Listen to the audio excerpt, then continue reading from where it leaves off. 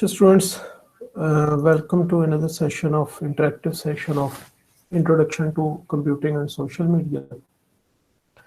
Always with the same purpose, we have going to have interactive session. The purpose is in the first session, we will going to answer the questions by the students. आपको जो भी recorded lectures में कोई confusion हुई कोई इस पिछले interactive session और इस इंटरेक्टिव सेशन के दरमियान दो रिकॉर्डेड लेक्चर्स आते, एक लास्ट जो वीकेंड के पास मैंने पोस्ट किया था और एक जो अभी कल पोस्ट किया था। तो इनको देखने में अगर आपको कोई उसमें से क्वेश्चन हैं तो first we are going to answer those questions, then in the latter part we are going to have a quiz. The purpose is to elaborate the concepts you want to be elaborated जो recorded lectures में थे, और second activity का purpose ये है to evaluate the students if they are learning the concepts by attending the quiz. तो मुझे भी पता लग जाएगा आप कहाँ stand करते हैं quiz में, आपको खुद भी अंदाज़ा हो जाएगा. और हम इस चीज़ को इस एक्टिविटी को इसलिए करना चाह रहे हैं कि इस चीज़ को मेक श्योर किया जाए कि स्टूडेंट्स क्लासेस अटेंड करें, रिकॉर्डेड लेक्चर्स को ज़रूर देखें, और अगर कोई कन्फ्यूजन हो तो वो ज़रूर क्वेश्चंस करें. तो जो फर्स्ट पार्ट है उसके अंदर मैं आपसे क्वेश्चंस लूँगा. जो हमारा लास्ट दो टॉपिक्स थे, और वो लास्ट दो टॉपिक्स जो थे हमारे वो ब्लॉगिंग पार्ट 2 वाला था जो रात को कल मैंने अपलोड किया, और उसके अलावा जो उससे पिछला टॉपिक था वो था introduction to content management system. तो एटलीस्ट ये तो आपको बड़े अच्छे तरीके से देखना चाहिए था, इसमें तो काफ़ी दिन आपके पास थे. तो क्वेश्चंस प्लीज़, अदरवाइज दूसरा तरीका ये हो सकता है कि मैं आपसे क्वेश्चंस कर लूँ. ठीक है, जो लास्ट टाइम भी हमने किया था, अगर आप नहीं करेंगे क्वेश्चंस तो मैं क्वेश्चंस करूँगा. दो आपके पास टॉपिक्स है, introduction to content management system वाला टॉपिक जिसके अंदर हमने स्टैटिक डायनामिक वेबसाइट्स और ये चीज़ें डिस्कस की थी, सर्वर्स, एप्लीकेशन सर्वर्स, और फिर CMS डिस्कस किया था.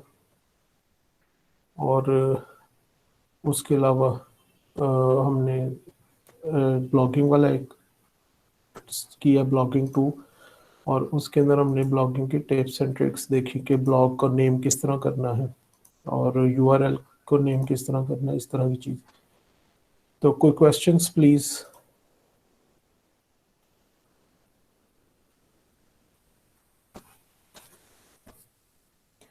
स्टूडेंट्स अगर आप क्वेश्चन नहीं करेंगे तो मैं करूँगा, क्योंकि फिर इसका मतलब है आपको सारा पता है, तो फिर आप मुझे आंसर करेंगे.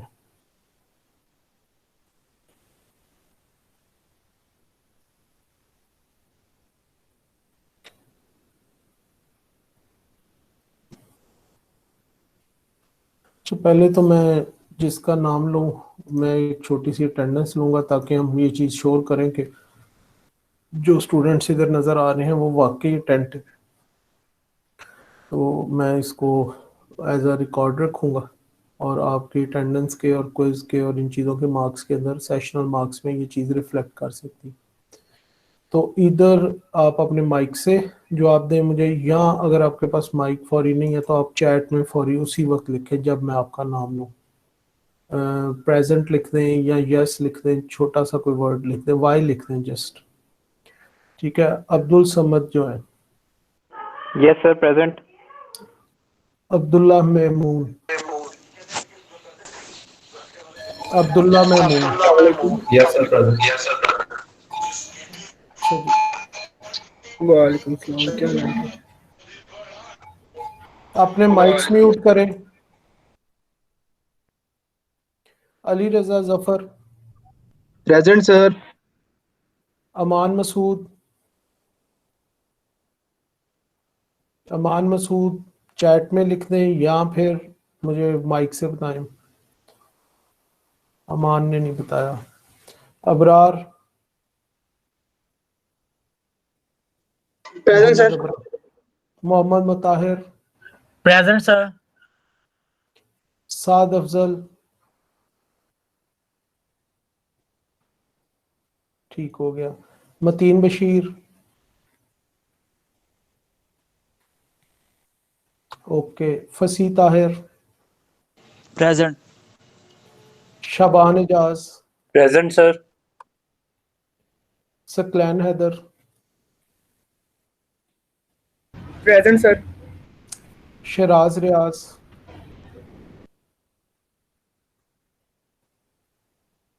शहरयार रियाज, ओके हो गया, Syed Faizan, Present, sir. Umair Ahmed, okay okay, Uzair Ahmed, okay, Zaeem Sajjad, Zaeem Sajjad. दो स्टूडेंट्स ने मुझे आंसर नहीं किया, अमान ने और ज़ईम ने। अमान आप हो अभी?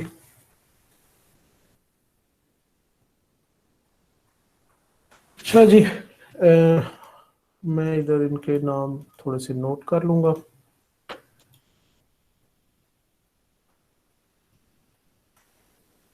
आज हमारे पास 12 है, अमान और अच्छा, ये एक्टिविटी 2 दफ़ा एटलीस्ट होगी। ये नहीं कि आपने अब एक दफ़ा कह दिया और आप चले गए। ये किसी टाइम भी मैं बीच के अंदर दोबारा ये कर सकता हूँ, और दोनों टाइम आपने एक्टिवली पार्टिसिपेट किया तो आपकी अटेंडेंस मार्क होगी। इसलिए इसको ये नहीं करना कि अब तो मैंने अटेंडेंस लगा दिया तो मैं इजी हूँ, मैं जिधर मर्जी चला जाऊँ। किसी टाइम भी दोबारा रिपीट होगी, एटलीस्ट 2 दफ़ा हर सेशन में होगी। हो सकता है एंड पे, हो सकता है मिडल में हो। ठीक है, तो लेट्स स्टार्ट। आपको कोई क्वेश्चन जो मैंने आपसे पूछा था? अच्छा, कुछ चीज़ें मैं ना 1 to 1 यानी कि इसमें खुद से भी इलेबरेट करना चाह रहा हूँ। पहले मैं ज़रा उस पे आता हूँ जो हमारा सेशन था, इसके बारे में, recorded session, introduction to content management system का। एक्चुअली हमने वर्डप्रेस यूज़ करना है नेक्स्ट वीक के अंदर, या हमारा जो नेक्स्ट वीक के अंदर आएगा, वर्डप्रेस की इम्प्लीमेंटेशन करनी है। तो WordPress is a complete content management system. तो इसलिए मुझे, आप लोग फर्स्ट सेमेस्टर के स्टूडेंट्स हैं, मुझे समझाना ज़रूरी था कि कंटेंट मैनेजमेंट सिस्टम होता क्या है। आप ये देखेंगे कि अगर अभी थोड़ी सी कन्फ्यूजन है भी तो वो आपकी ख़त्म हो जाएगी। आप ये देखेंगे कि जब हम उसको वर्डप्रेस को यूज़ करते हुए एक वेबसाइट बनाएंगे तो वो वेबसाइट डेटाबेस बेस्ड वेबसाइट होगी। डेटाबेस बेस्ड का ये मतलब है कि उसके बैकएंड पे कुछ डाटा भी जाएगा। वो डाटा क्या होगा? फॉर एग्जांपल, वो इमेजेस के में लिंक्स होंगे। वो आपकी, अगर आप उसके अंदर शर्ट्स डालते हैं, यानी कि आप वर्ड को करते हुए शॉपिंग साइट भी बना सकते हैं। तो अगर आप शॉपिंग साइट बनाते हैं तो उसके अंदर प्राइस डालते हैं, उसके अंदर साइजेस डालते हैं शर्ट्स के, उसके अंदर डिफरेंट कैटेगरीज डालते हैं। तो इसके लिए आपको कोड नहीं लिखना पड़ेगा। आप क्या करेंगे, एक साइट तो वो है जो हमें नजर आती है। आपको मैंने उस लेक्चर में बताया था कि जो वेबसाइट्स हम जो विजिट करते हैं उसमें 30% से ज्यादा शेयर वर्डप्रेस की वेबसाइट का है। तो हमें पता ही नहीं होता कि ये वर्डप्रेस पे बनी हुई है एज अ यूजर। ठीक है, तो फ्रंट सारी वेबसाइट्स का हमें नहीं समझ आता कि बैकएंड इस पे किस चीज पे बना हुआ है। तो बैक एक होता है फ्रंट जो आम यूजर को नजर आ रहा होता है, जो हमें सारी साइट्स का नजर आता है। उसमें जो हमें कैटेगरीज, उसमें जो हमें प्रोडक्ट्स, उसमें हमें जो इंफॉर्मेशन नजर आती है वो कोडिंग के जरिए नहीं डली हुई। कोडिंग के जरिए एक सिस्टम बनाया गया है जो क्लिक्स के जरिए वो इंफॉर्मेशन डालने को प्रमोट करता है। क्योंकि वेबसाइट्स जिन लोगों की है वो कोई कोडर्स नहीं है।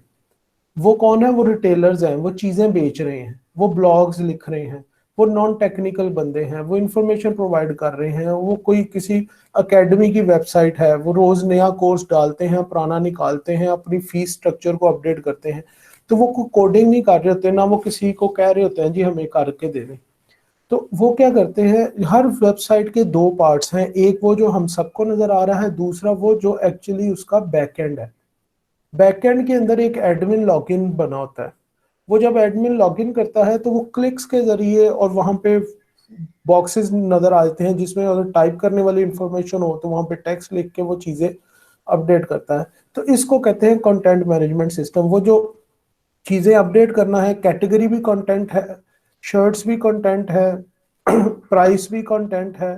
तो जो इन्फॉर्मेशन भी हम उसमें डालने हैं वो सारी चीजें कंटेंट है। इवन इमेजेस भी कंटेंट है, इमेजेस भी क्लिक्स के जरिए डलेंगे। ठीक है, तो इसलिए जरूरी था जरा हम कंटेंट मैनेजमेंट सिस्टम समझते, और फिर हमने ये समझना है basically content management system programming language पे बेस करता है। HTML पे सिर्फ उसका, HTML और CSS पे सिर्फ उसका फ्रंट एंड बनता है, यानी कि उसका डिजाइन बनता है। अब एक पेज बन गया, ठीक है, कैटेगरी का। कैटेगरी आपने उसका नाम शर्ट रख लिया, किसी ने उसका नाम पैंट्स रख लिया, तीसरी कैटेगरी का नाम आपने एक्सेसरीज रख लिया।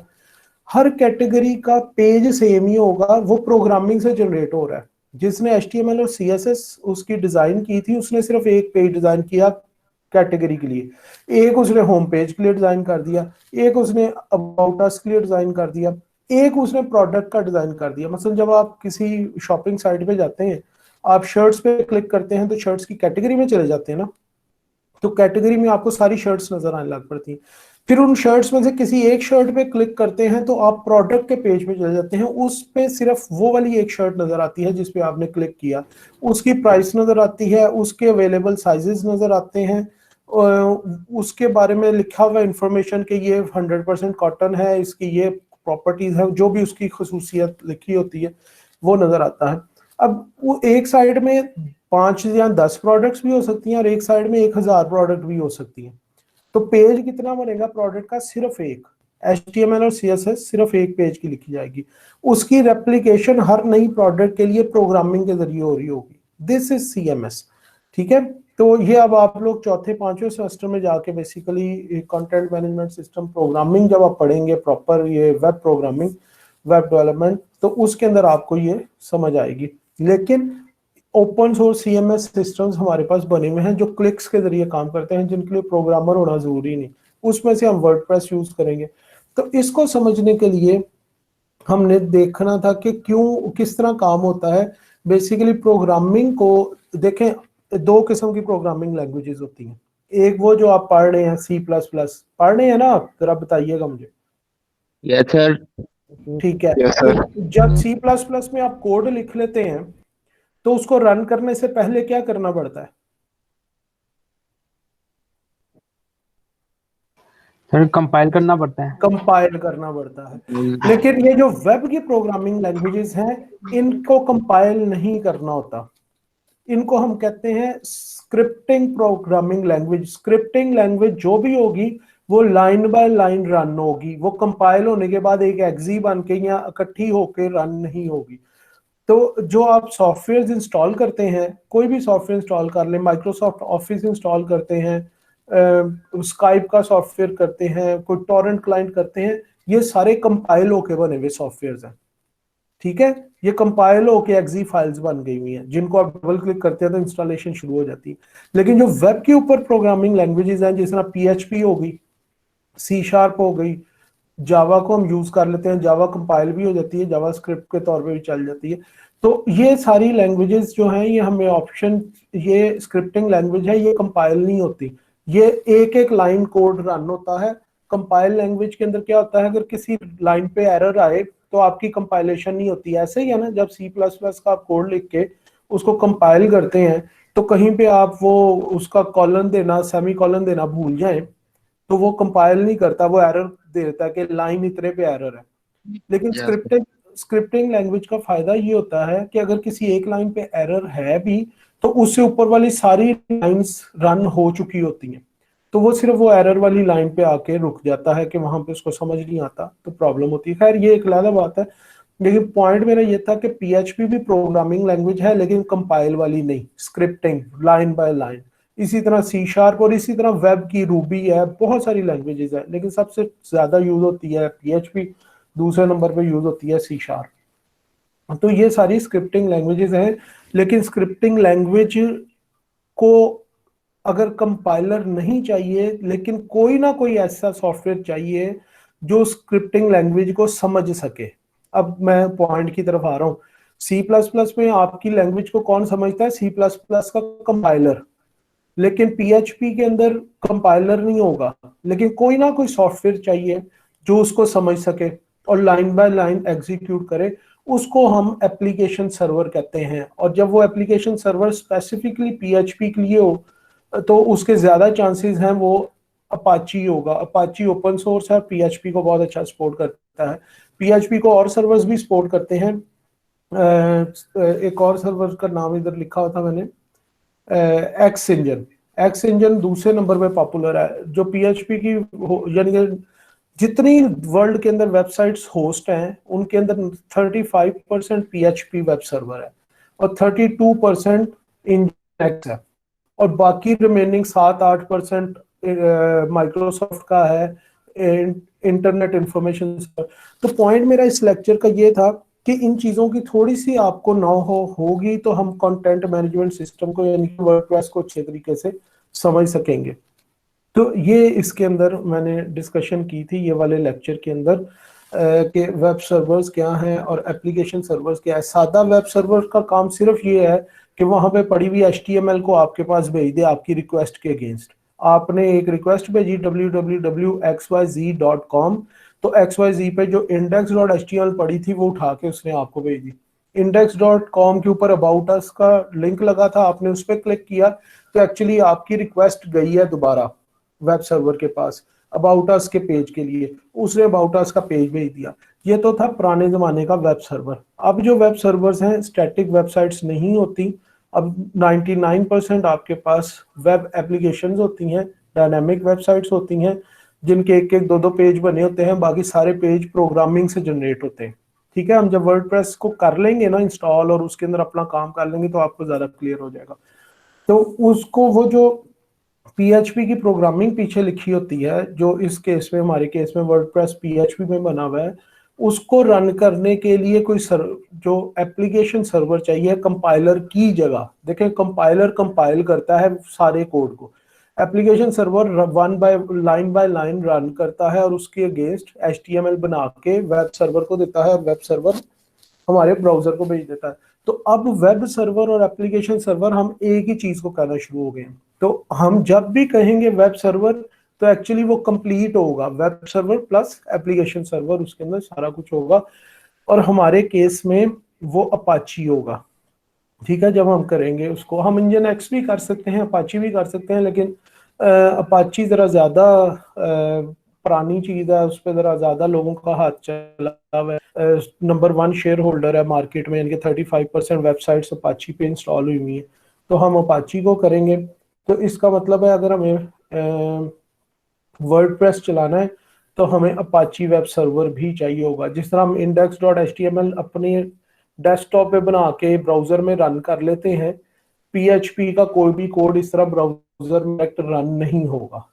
हमें उस पीएचपी के कोड को HTML में कन्वर्ट करने के लिए एक एप्लीकेशन सर्वर चाहिए होगा, दूसरे लफ्जों में एक वेब सर्वर चाहिए होगा। तो इसलिए हमने ये लेक्चर रखा था बीच में कि वेब सर्वर्स और एप्लीकेशन सर्वर्स क्या हैं, और फिर हमने देखा था कंटेंट मैनेजमेंट सिस्टम क्या है। अच्छा, अब बताओ कोई क्वेश्चन हो अगर पहले नहीं बोल रहे थे तो।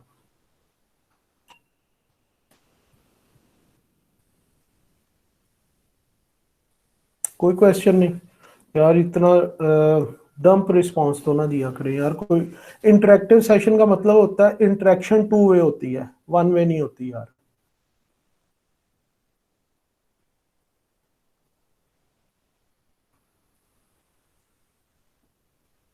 कोई तो क्वेश्चन करे, इतना अभी इतना कुछ बताया है, इसमें से कोई क्वेश्चन कर लो।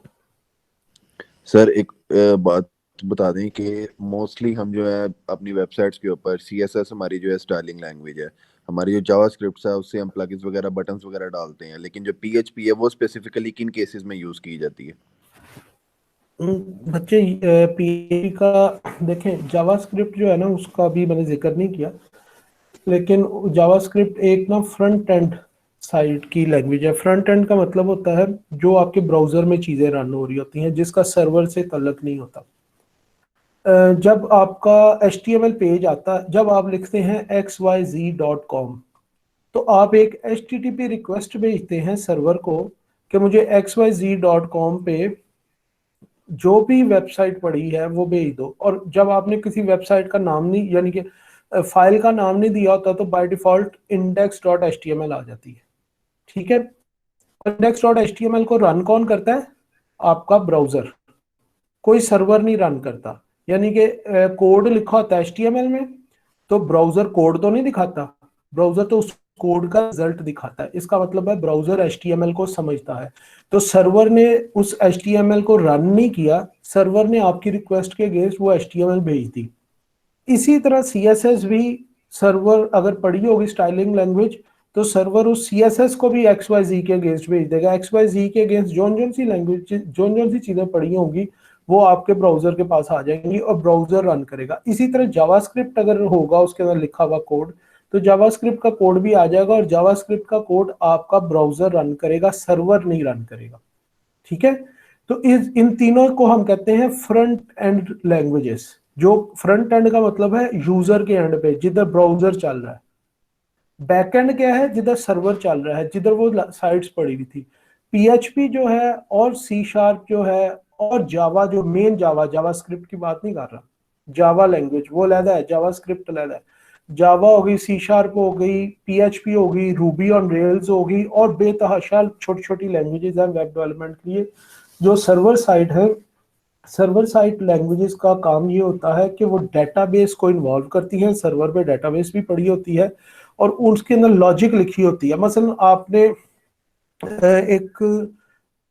किसी ने एक बटन पे क्लिक करके एक फाइल अपलोड की फेसबुक में, फेसबुक पे आपने अकाउंट लॉगिन किया हुआ, यूजर नेम और पासवर्ड गया आपके किसके पास? समझे PHP के पास। ऑल्दो फेसबुक 100% PHP पे नहीं है, लेकिन फेसबुक का जो कोर नीचे है वो PHP ही है। उन्होंने PHP को कंपाइलेबल कुछ करके ना ज़्यादा फास्ट किया हुआ है, वो हम किसी वक्त फिर अगर डिस्कशन का टाइम मिला करेंगे। लेकिन अभी अज्यूम करते हैं कि फेसबुक PHP में है, तो आपका यूजर नेम पासवर्ड गया। यूजर नेम पासवर्ड आपकी कोई भी फ्रंट एंड लैंग्वेज वेरीफाई नहीं कर सकती, क्योंकि फ्रंट एंड पे आपके पास आपका अपना ब्राउजर है, तो आपने तो लॉगिन होना है सर्वर में। तो वहां पे PHP काम करेगी बैक एंड लैंग्वेज के तौर पे। वो क्या करेगी? आपका यूजर नेम और पासवर्ड को डेटाबेस में मैच करेगी। एग्जैक्ट मैच नहीं किया जाता, वो एक और कॉम्प्लेक्स है, वो हम इंटरनेट सिक्योरिटी में पढ़ेंगे। लेकिन अभी ये समझ लें कि जो आपने यूजर नेम और पासवर्ड भेजा, उसको जिस लैंग्वेज ने डेटाबेस में मैच करना है वो PHP है। वो आपके फ्रंट पे नहीं चल रही, वो है बैक एंड लैंग्वेज। उसको हम कहते हैं सर्वर साइड लैंग्वेज, उसको हम कहते हैं बैक एंड लैंग्वेज, उसको हम कहते हैं प्रोग्रामिंग लैंग्वेज। HTML वगैरह CSS वगैरह प्रोग्रामिंग लैंग्वेज नहीं है। तो वो जो प्रोग्राम लिखा हुआ है कि किस तरह वो जाके मैच करेगा पासवर्ड और यूजर नेम, वो PHP में लिखा हुआ है। वो जिस तरह आप C++ पढ़ रहे हैं इसी तरह, लेकिन C++ इतनी थोड़ी लो लेवल लैंग्वेज है। लो लेवल का मतलब होता है हार्डवेयर से ज्यादा करीब है, ये जरा वेब से ज्यादा करीब है। इसके अंदर थोड़े कोड से ज्यादा काम हो जाता है, इसमें उन्होंने कोडिंग ऐसे की हुई है। तो पहले तो ये बताएं कि फेसबुक पे नया अकाउंट भी बनेगा ना, यूजर नेम और पासवर्ड तो बाद में मैच होगा। तो जब आपने नया अकाउंट बनाया, अपना नाम, first name, last name, email address, phone number, form fill करके सबमिट किया, वो डाटा गया।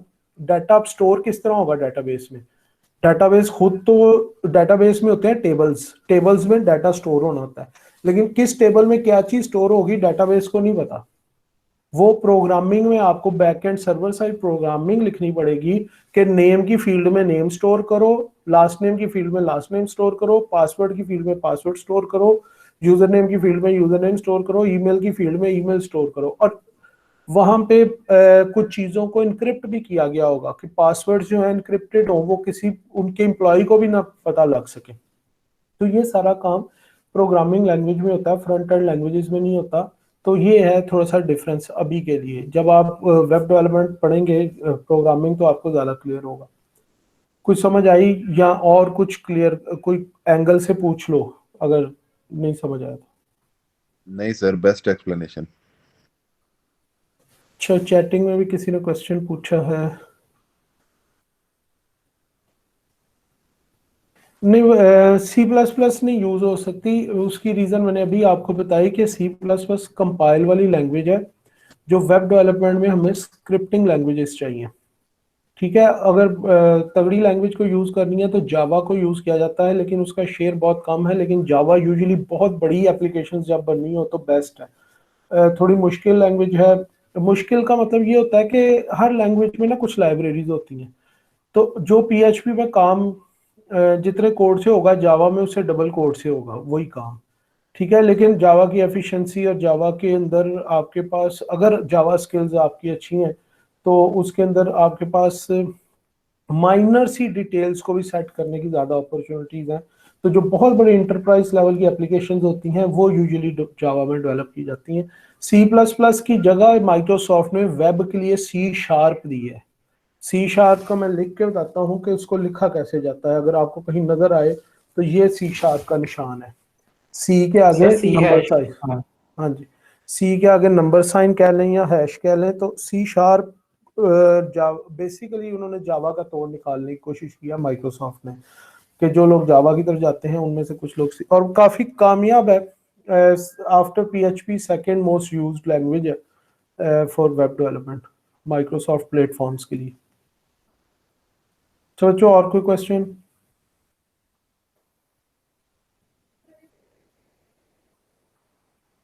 अच्छा चले फिर मैं क्विज ऑन कर दूं।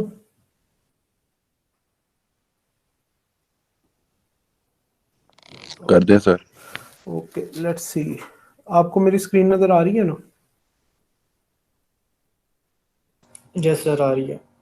चले यहाँ पे हम जाते हैं क्लास में। ये है जी क्विज वीक 12, ये किया मैंने असाइन, आपको क्लास में क्विज मिल गया है। अच्छा इंटरेस्टिंग बात यह है कि मैंने जो पिछले वीक का क्विज है ना वो आज ऑफ किया है और फिर भी कुछ लोगों ने उसको अटेम्प्ट नहीं था किया हुआ, तो मैंने इसीलिए रखा था कि जो लोग रह गए हैं वो कर लें, लेकिन इस बार मैं नहीं करूँगा। आज ये क्विज टाइम पे ऑफ हो जाएगा, इसलिए इसको विद इन टाइम करें। मैं आपको एक्सप्लेन कर देता हूँ एक दफ़ा। आप रोल नंबर और अपना नाम लिख के नेक्स्ट कर लें ताकि क्वेश्चन को मैं एक्सप्लेन कर दूँ, क्योंकि ये सिनेरियो बेस्ड क्वेश्चन है, ये वो नहीं है कि आप कॉपी पेस्ट करें या कुछ करें, थोड़ा सा एक्सप्लेन करना पड़ेगा मुझे। जब आप सेकंड पेज पे आ जाएं क्विज के तो मुझे बताइएगा, मैं फिर क्वेश्चन एक्सप्लेन करूँगा।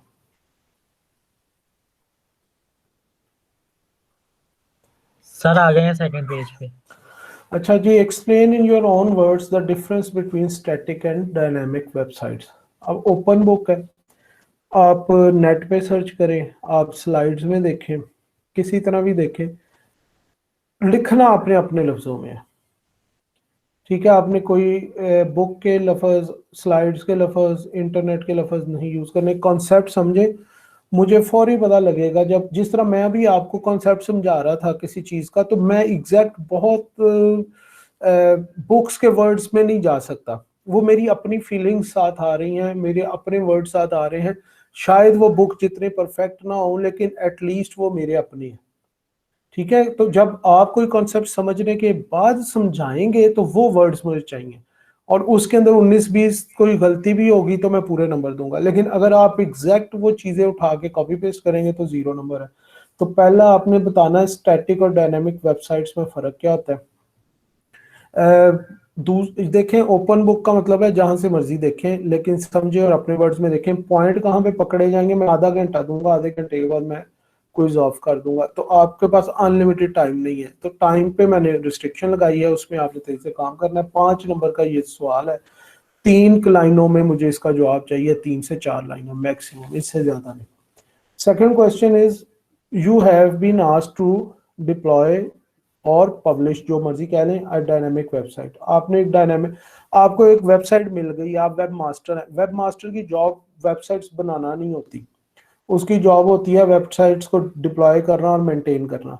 तो आप वेब मास्टर हैं, आपको एक डायनामिक वेबसाइट किसी डेवलपर ने बना के दे दी है, आपने अब उसको डिप्लॉय करना है, यानी कि पब्लिश करना है। What type of environment would be needed in term of server, application server and database server? अभी सारे एक्सप्लेन किया है। तो अब आपने वो इन्वायरमेंट आपने एक्सप्लेन करनी है कि डायनामिक वेबसाइट चलाने के लिए आपकी किस, ये मैंने चीजें भी नाम नहीं लिख दी हैं कि server, application server, database system, ये क्या होना चाहिए? एक चीज इसमें नहीं लिखी हुई। जो सबसे पहले फ्रंट पे आता है वो ब्राउजर है, उसका रिलेशन ब्राउजर का भी ध्यान में रख लेना। ब्राउजर का रिलेशन सर्वर से, एप्लीकेशन सर्वर से, डेटाबेस सिस्टम से।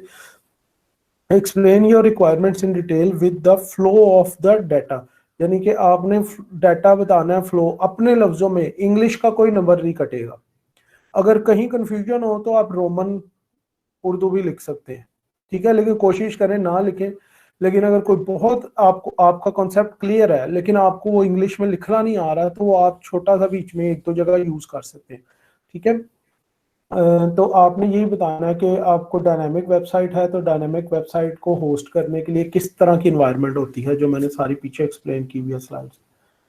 तो आपके पास 30 मिनट्स है। कोई क्वेश्चन है इसमें से तो पूछे।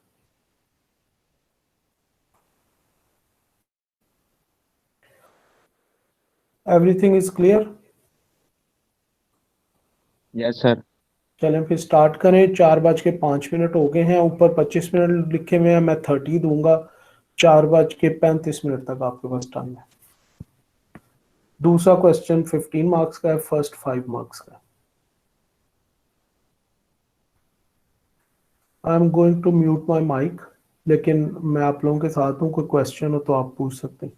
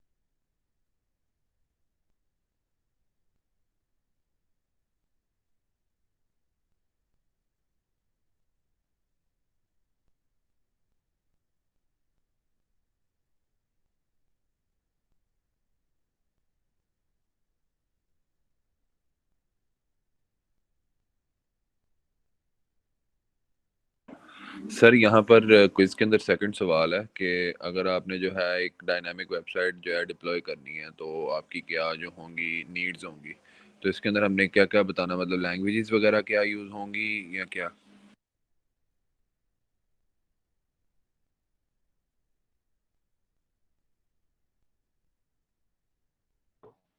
बच्चे इसमें आपने ये एक्सप्लेन करना है कि डायनेमिक वेबसाइट काम किस तरह करती है, उसको क्या क्या चाहिए होता है। उसको अंदर ही लिखा हुआ है, एक ब्राउज़र के अलावा सारी चीज़ें लिखी हुई हैं कि ब्राउज़र से सर्वर को रिक्वेस्ट जाती है, सर्वर से वो एप्लीकेशन सर्वर को वो सर्वलेट्स भेज देता है। एप्लीकेशन सर्वर उसको जो भी प्रोग्रामिंग लैंग्वेज होती है उसको वो डायनेमिक वेबसाइट के हिसाब से प्रोसेस करता है और डेटाबेस में से डाटा फैच करता है, रिक्वायर्ड उसका हिस्सा बनाता है और वापस सर्वर को वो HTML पेज बना के भेज देता है, जो HTML पेज सर्वर आपके ब्राउजर को भेज देता है। ये जो मैंने अभी बताया ना, यही लिखना है, मैंने चीटिंग दे दी आपको। ठीक हो गया सर।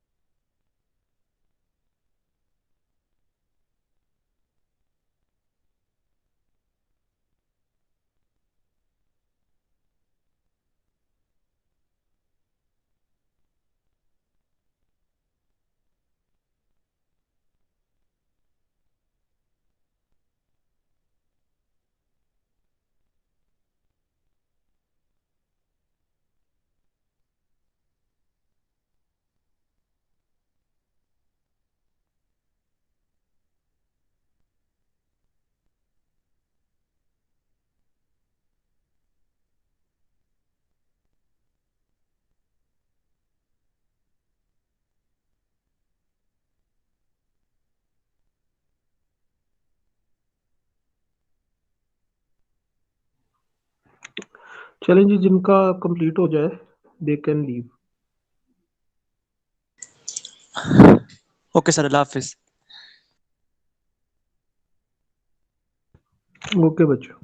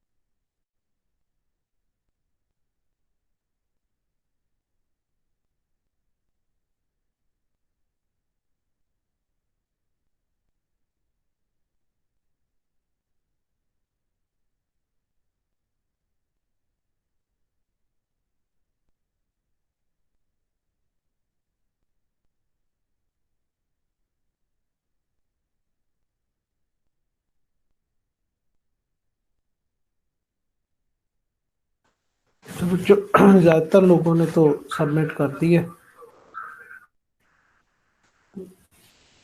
मेरा ख्याल है कि 5 minute more will be enough. तो कोशिश करें कि विद इन 5 मिनट्स कंप्लीट कर लें आप लोग। और उसके बाद अगर आपको कोई क्वेश्चन हो, चाहे इस क्विज में से या और कोई क्वेश्चन हो, तो यू कैन स्टे और you can leave the meeting, it's up to you.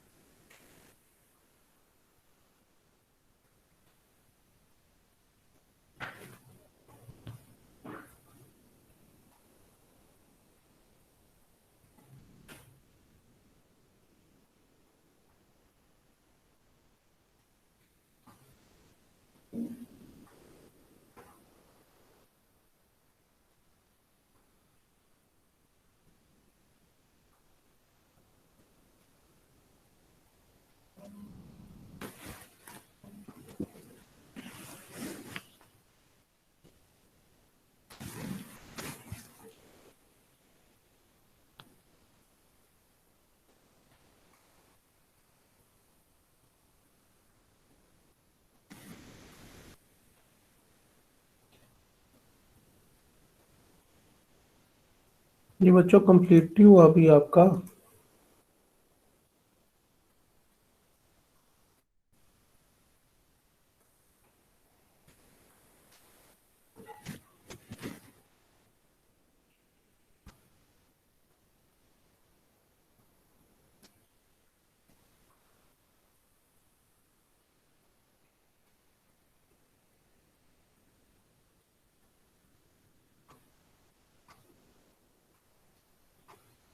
हो गया सर। सर लीव करते हैं आप।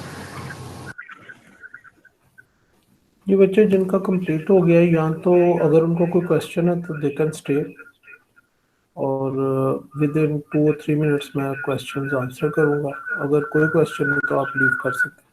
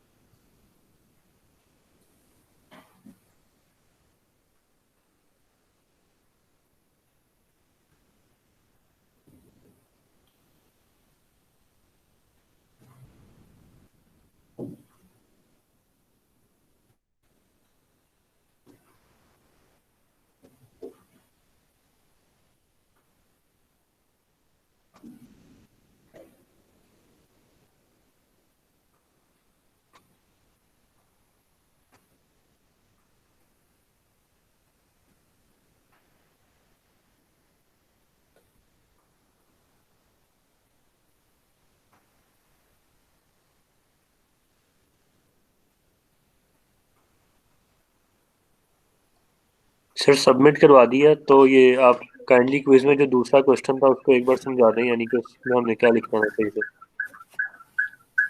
मुझे दूसरे क्वेश्चन को तो मैंने पहले भी बताया था, बीच में ही बता दिया था, एक स्टूडेंट ने पूछा था।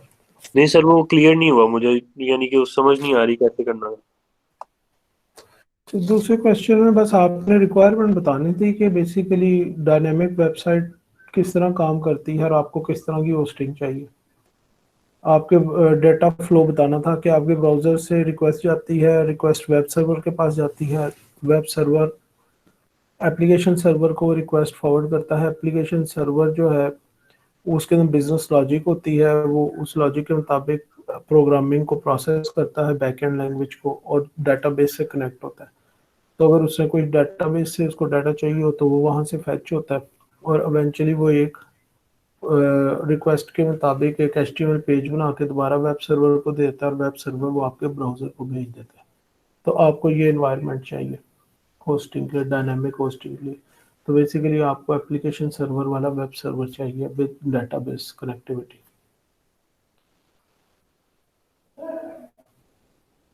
Is it clear now? Yes sir. चलिए बच्चों, मैं मीटिंग भी ऑफ करने लगा हूँ। अगर किसी को कोई क्वेश्चन है तो वो पूछ ले। 5 मिनट्स बाद मैं क्विज भी ऑफ कर दूंगा, तो आपके पास ग्रेस पीरियड चल रहा है 5 मिनट। तो अगर नहीं किसी ने सबमिट किया तो वो 5 मिनट में सबमिट कर दे। मीटिंग मैं लीव कर रहा हूँ। अगर क्वेश्चन है तो you can ask. So there is no question. See you tomorrow for lab session. अल्लाह हाफिज, टेक केयर।